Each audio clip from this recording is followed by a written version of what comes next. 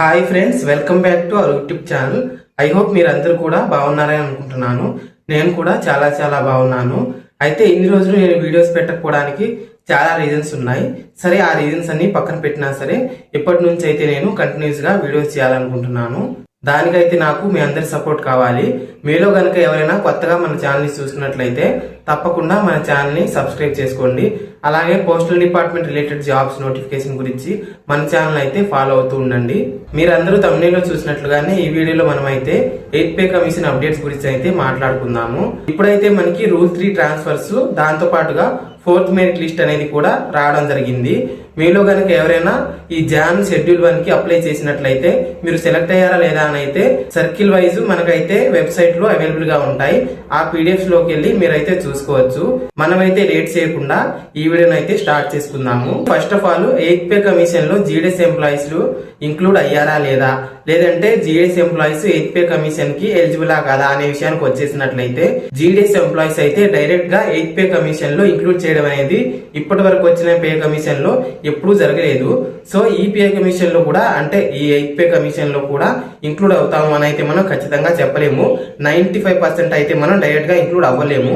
అయినా సరే ఈ 8th పే రిలేటెడ్ జీడీఎస్ గురించి ఎందుకు మాట్లాడుకుంటున్నాం అంటే, మనకు ఇండైరెక్ట్ గా మన శాలరీస్ పెరగడం అనేది ఈ పే కమిషన్ల మీదే డిపెండ్ అయి ఉంటాయి కాబట్టి మనకి ఈ పే కమిషన్లకి కనెక్షన్ ఉంటుంది కాబట్టి మనం ఈ మ్యాటర్స్ గురించి అయితే డిస్కస్ చేస్తున్నాము. అయితే మనం ప్రీవియస్ గా చూసుకున్నట్లయితే మనకు శాలరీస్ అనేవి 2026 జనవరి నుంచి పెరగాలి. కాకపోతే కొన్ని రీజన్స్ వల్ల అవి పోస్ట్ పోన్ అవుతూ వచ్చింది. గవర్నమెంట్ అయితే 18 months డేటాని మనకి ఫైనాన్స్ కమిటీకి సబ్మిట్ చేయాల్సి ఉంటుంది. అయితే జాన్ 2026 నుంచి మనం 18 months కౌంట్ చేసుకున్నట్లయితే అది మనకి 2027 ఏప్రిల్ లేదా మేలో 18 months కంప్లీట్ అయిపోతుంది. అలా కంప్లీట్ అయిపోయిన తర్వాత ఈ ఏ కమిటీ అయితే ఉందో ఫైనాన్స్ డిపార్ట్మెంట్ కి వాళ్ళు చేసిన డేటా మొత్తాన్ని పంపించిన తర్వాత వాళ్ళు మళ్ళీ దాన్ని రివైజ్ చేసి వీళ్ళు ఇచ్చింది మొత్తం కరెక్ట్ గానే ఉందా లేదా అని చెక్ చేసి దాని తర్వాత మనకైతే 8th పే కమిషన్ అనేది ఇంప్లిమెంటేషన్ అంటే అమల్లోకి రావడం జరుగుతుంది. ఇదంతా మనకి నార్మల్ గా రెగ్యులర్ ఎంప్లాయీస్ కి 2027 ఎండింగ్ వస్తుందనే చెప్తాను నేను. బికాస్ గవర్నమెంట్ వర్క్స్ అన్ని కొంచెం ల్యాగ్ గానే ఉంటాయి. ల్యాగ్ గా in the sense pin to pin వాళ్ళన్ని చూసి చేస్తారు కాబట్టి టైం అనేది ఖచ్చితంగా టైం టేకింగ్ ప్రాసెస్ అది. సో ఇదైతే రెగ్యులర్ ఎంప్లాయీస్ కి ఏ టైంలోగా అమల్లోకి వస్తుంది అనే ఇన్ఫర్మేషన్ అన్నమాట. మనకి 2027 ఎండింగ్ వచ్చేస్తుంది. అయితే ఇక్కడ వరకు అయితే బాగుంది. కానీ ఇంకొన్ని విషయాలు ఏంటంటే, మనకి గవర్నమెంట్ అనేది ఒక ఫిట్మెంట్ ఫ్యాక్టర్ ని ప్రీవియస్ గా ఇంత పెంచుతామని అయితే ఒక ఎజంప్షన్ గా చెప్పింది. అంటే 2.83 సంథింగ్ చెప్పింది. కానీ మనకి చాలా కమిటీస్ ఉంటాయి కదా, ఈ ఎంప్లాయీస్ యూనియన్ కమిటీస్ కానీ, లేదంటే ఏ డిపార్ట్మెంట్ కి ఆ డిపార్ట్మెంట్ ఉన్నటువంటి ఆ కమ్యూనిటీస్ కానీ, అవన్నీ కూడా 8th పే కమిషన్ డిపార్ట్మెంట్స్ వాళ్ళకి, అదే విధంగా ఫైనాన్స్ డిపార్ట్మెంట్ వాళ్ళకి అయితే వాళ్ళ కన్సర్న్స్ అన్ని కూడా తెలియపరుస్తున్నారు. అందులో మనకి ఫస్ట్ అప్డేట్ వచ్చేసి మనకి ఫిట్మెంట్ ఫ్యాక్టర్ అనేది 3 కంటే తక్కువగా ఉండకూడదు. 3 నుంచి మనకి 3.83 ఈ మిడిల్ లో ఉండాలి అని అయితే వీళ్ళు డిమాండ్స్ ఇస్తున్నారు అనమాట. అయితే గవర్నమెంట్ ఇది 3 నుంచి 3.83 కి కన్ఫర్మ్ చేస్తుందా లేదా అని అయితే మనం ఖచ్చితంగా చెప్పలేము. కాకపోతే నేను ఎక్స్పెక్ట్ చేసేది ఏంటంటే 2.86 నుంచి 3 లోపే ఫిట్మెంట్ ఫ్యాక్టర్ ఉంటుంది, కానీ 3.86 అనే ఆ రేంజ్ లో అయితే ఉండదు. అంతా నా అజంప్షన్ అనమాట. కానీ కమ్యూనిటీస్ అన్ని కూడా డిమాండ్ చేసేది 3.86 మనకి ఫిట్మెంట్ ఫ్యాక్టర్ ఉండాలి అని.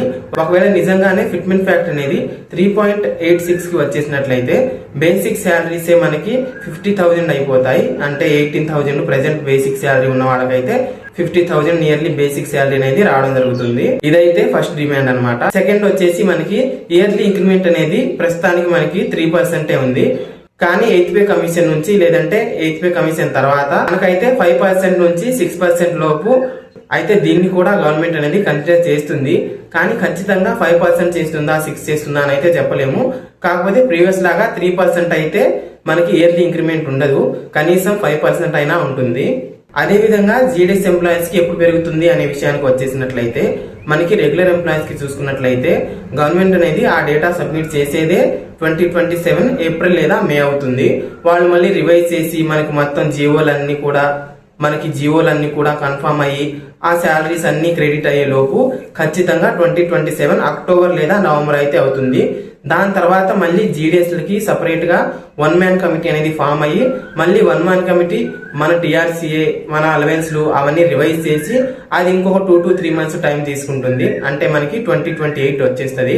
కాబట్టి ఫైనల్ గా నేను చెప్పదలుచుకుంది ఏంటంటే రెగ్యులర్ ఎంప్లాయీస్ కి అయితే 2027 ఎండింగ్ లోపు అయితే 8th పే కమిషన్ అనేది ఇంప్లిమెంట్ అయిపోతుంది. అదే విధంగా జీడీఎస్ ఎంప్లాయీస్ కి అంటే సెమీ గవర్నమెంట్ ఎంప్లాయీస్ కి అయితే 2028 లో ఇంప్లిమెంట్ అవుతుంది. అయితే మనకి రెగ్యులర్ ఎంప్లాయీస్ కి ఇంప్లిమెంట్ అయిన తర్వాత 3 months పడుతుందా 4 months పడుతుందా అని అయితే మనం ఖచ్చితంగా ఇదే టైం పీరియడ్ అని అయితే మనం చెప్పలేము. ఇక్కడ వరకు అయితే మీకు అర్థమైందని అనుకుంటున్నాను. అయితే ఇదంతా బానే ఉంది. ఒకవేళ జీడీఎస్ లకి శాలరీస్ పెరిగితే ఎంత పెరుగుతుంది అని అయితే ప్రీవియస్ గా వీడియోస్ నేను చేశాను. అయితే ఇందులో కూడా ఒకసారి ఇంక్లూడ్ చేస్తాను. బికాస్ కొత్త వాళ్ళు ఎవరైనా చూస్తున్నట్లయితే వాళ్ళకు కూడా ఇన్ఫర్మేటివ్ గా ఉంటుంది. మనం కనుక 8th పే కమిషన్ లో డైరెక్ట్ గా ఇంక్లూడ్ అయినట్లయితే రెగ్యులర్ ఎంప్లాయీస్ కి ఎలాగైతే బేసిక్ శాలరీ అనేది 40+ ఉంటుందో మనకు కూడా శాలరీ అనేది 40+ ఉంటుంది. బికాస్ మనల్ని 8th పే కమిషన్ లో యాడ్ చేయాలంటే మన వర్కింగ్ అవర్స్ ని కూడా 7 to 8 hours చేయాల్సి వస్తుంది. కాబట్టి మనం కూడా ఈక్వివాలెంట్ రెగ్యులర్ ఎంప్లాయీస్ అయిపోతాం. లేదు మనల్ని 8th పే కమిషన్ లో ఇంక్లూడ్ చేయలేదు అని అనుకున్నట్లయితే మనకి 1 మ్యాన్ కమిటీ ఫామ్ అయిన తర్వాత అయినా సరే బీపీఎం కి వచ్చేసి 30+ శాలరీ రావడం జరుగుతుంది. ఏబిపిఎం కి వచ్చేసి 25+ రావడం జరుగుతుంది. ఈ రేంజ్ లో మనకైతే శాలరీస్ ఉంటాయి. అదే విధంగా మన ఎక్స్పీరియన్స్ ఎక్కువ ఉన్నట్లయితే ఒక 2 to 3,000 ఇంకా ఎక్స్ట్రా ఉండడం జరుగుతుంది. సో ఇదన్నమాట 8th పే కమిషన్. అదే విధంగా ఇందులో జీడీఎస్ రిలేటెడ్ ఇన్ఫర్మేషన్. అయితే మీరు జీడీఎస్ లకి శాలరీస్ ఎంత పెరుగుతుంది అనుకుంటున్నారు, లేదంటే ఎంత పెరిగితే మనకి బాగుంటుంది అని అనుకుంటున్నారు అనేది ఖచ్చితంగా కామెంట్స్ లో మీ ఒపీనియన్ అనేది తెలియపరచండి. అదే విధంగా మన ఛానల్ కనుక మీకు యూస్ఫుల్ గా అనిపించినట్లయితే తప్పకుండా మన ఛానల్ అయితే సబ్స్క్రైబ్ చేసుకోండి. నెక్స్ట్ ఇంకొక ఇన్ఫర్మేటివ్ వీడియోతో త్వరలో మీ ముందుకు వస్తాను. అంతవరకు సెలవు. Bye bye.